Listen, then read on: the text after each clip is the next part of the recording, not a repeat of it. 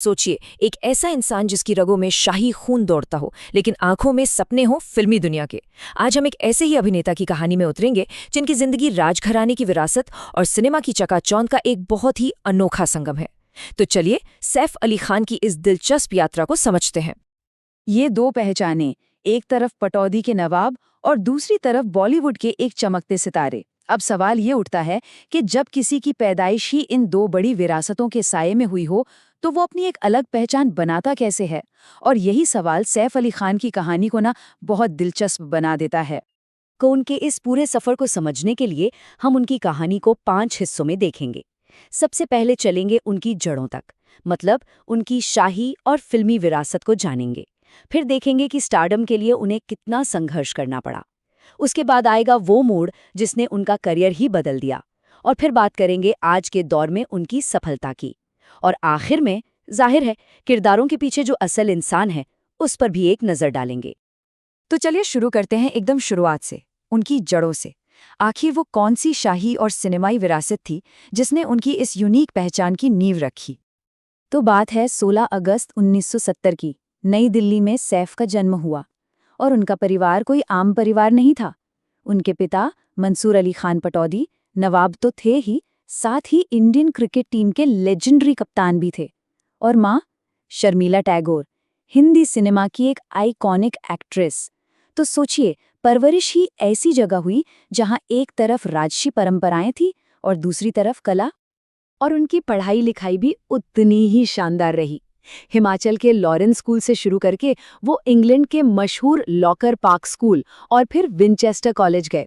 मतलब इस इंटरनेशनल माहौल ने उन्हें दुनिया देखने का एक अलग ही नजरिया दिया। और इसकी झलक हमें बाद में उनके काम में, उनके किरदारों के चुनाव में भी साफ दिखाई देती है। अब इतनी जबरदस्त विरासत और बैकग्राउंड के साथ ऐसा लग सकता है कि भाई बॉलीवुड में एंट्री तो एकदम आसान रही होगी। पर असलियत में स्टारडम तक का उनका शुरुआती रास्ता चुनौतियों से भरा था। साल 1992 में फिल्म परंपरा से उन्होंने डेब्यू तो कर लिया, पर अपनी पहचान बनाने में उन्हें वक्त लगा। पूरा 90s का दशक आप कह सकते हैं उनके लिए सपोर्टिंग रोल्स का दौर था।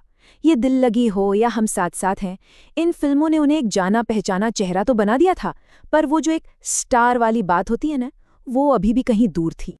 और बस यहीं से कहानी में आता है एक बहुत ही दिलचस्प मोड़, एक अभिनेता का आप कह सकते हैं पुनर्जन्म। ये उनके करियर का वो वक्त था जिसने सब कुछ बदल कर रख दिया। वो साल था 2001।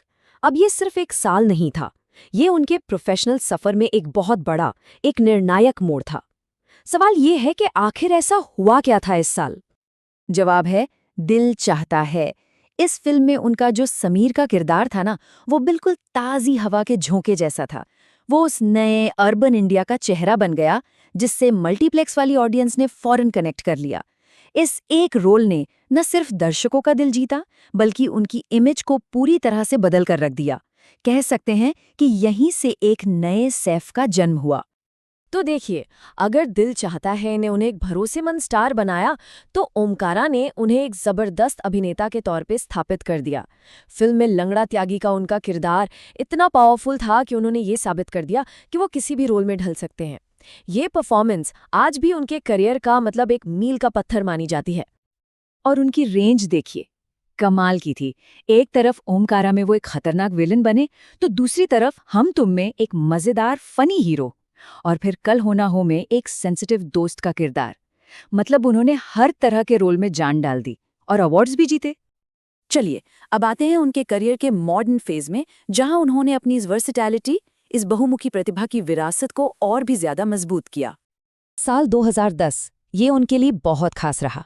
कला में उनके योगदान के लिए उन्हें भारत के सबसे बड़े नागरिक सम्मानों में से एक पद्मश्री से नवाजा गया। ये उनके काम की एक बहुत बड़ी राष्ट्रीय पहचान थी। और देखिए, वो रुके नहीं, समय के साथ खुद को बदलते रहे। तांडव जैसी वेब सीरीज के साथ उन्होंने स्ट्रीमिंग की दुनिया में भी शानदार एंट्री की। और आज भी दीवारा जैसे एक्शन से लेकर भूत पुलिस जैसी हॉरर कॉमेडी तक वो हर जॉनर में हाथ आजमा रहे हैं। ये दिखाता है कि वो एक एक्टर के तौर पर हमेशा कुछ नया सीखने के लिए तैयार रहते हैं। तो ये तो हुई किरदारों की बात। अब जरा पर्दे से हटकर उनके निजी जीवन पर एक छोटी सी तथ्यात्मक नजर डालते हैं, जिसने उनके पब्लिक पर्सोना को भी कहीं ना कहीं शेप दिया है। उनकी पर्सनल लाइफ में भी कई अहम मोड़ आए। 1992 में उन्होंने अभिनेत्री अमृता सिंह से शादी की, जिनसे उनके 2 बच्चे हैं, सारा और इब्राहिम। फिर 2004 में दोनों अलग हो गए। इसके बाद 2012 में उन्होंने करीना कपूर से शादी की और आज वो तैमूर और जे अपने 2 बेटों के पिता हैं। तो इस पूरी कहानी का सार क्या है? सैफ अली खान का करियर, टैलेंट, लगन और सबसे बढ़कर कुछ नया करने की हिम्मत की कहानी है। उन्होंने ये साबित कर दिया कि एक कलाकार चाहे तो अपनी विरासत को खुद एक नई परिभाषा दे सकता है। तो ये कहानी हमें एक बड़े सवाल पर लाकर छोड़ देती है कि किसी भी कलाकार की असली पहचान आखिर तय क्या करता है? वो विरासत जो उसे मिलती है या वो कामयाबी जो वो खुद अपनी मेहनत से हासिल करता है? इस पर सोचिएगा जरूर।